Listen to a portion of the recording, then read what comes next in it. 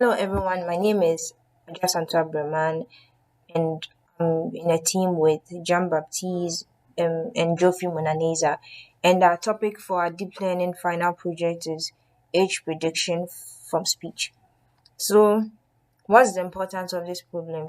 So, over the years, there have been so many various form of biometric identification from fingerprint, the eye, DNA. But scientists and researchers have discovered a newer parts of the body that can really help identify people, and that is the speech. So, predicting age from speech is a very powerful tool to help various e-commerce, various services identify the needs of various customers. So, for example, being able to tell whether most of your customers are within the age of 16 and below can help you scale your product or your service more to people within that range.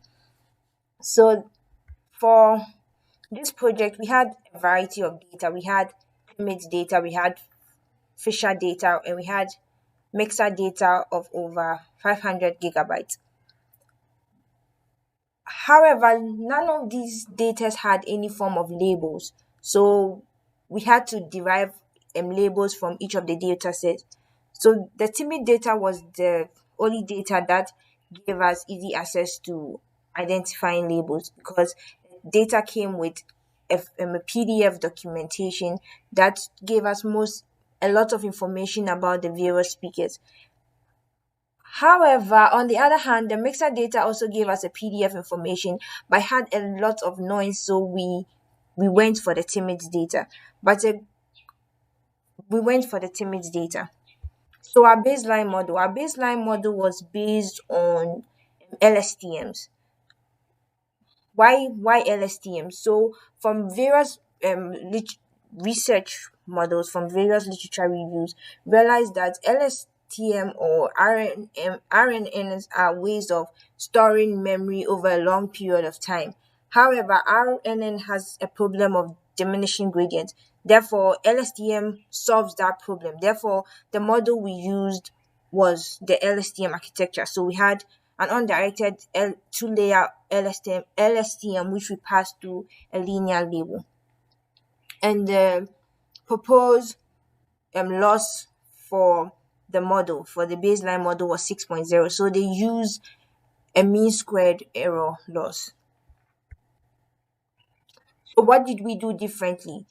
So because we used the timid data, a great disadvantage of the timid data was there was insufficient data because in total we had about 400 and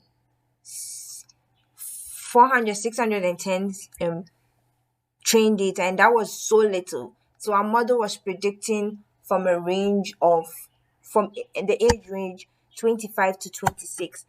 So we tried so many various methods. So we worked with LSTMs, we worked with CNNs, and we incorporated LSTMs and CNNs. So based on the various models we tried, the CNN plus the LSTM gave us a better result. And these are some of the results we got. So to be able to check the accuracy of our model, we had to test our model over the average age of both male and female data to see if our model was actually training or could at least predict the average age of the data.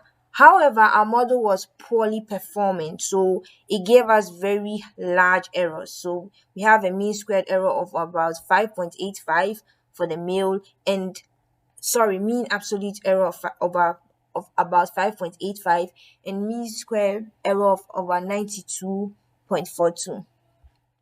So we also tried on the mixer data, which had a lot of noise, and it was also within the same range. It was also within the model also poorly performed. So future work, we hope to explore the mixer data and fully and well develop an algorithm or a model to filter all the noise and get a large or huge chunk of data to train a model with the hopes that it will perform and train better. From there, we will perform transformations. Then finally, our final prototype, our final step is to perform an attention model for the project. So thank you very much, and I hope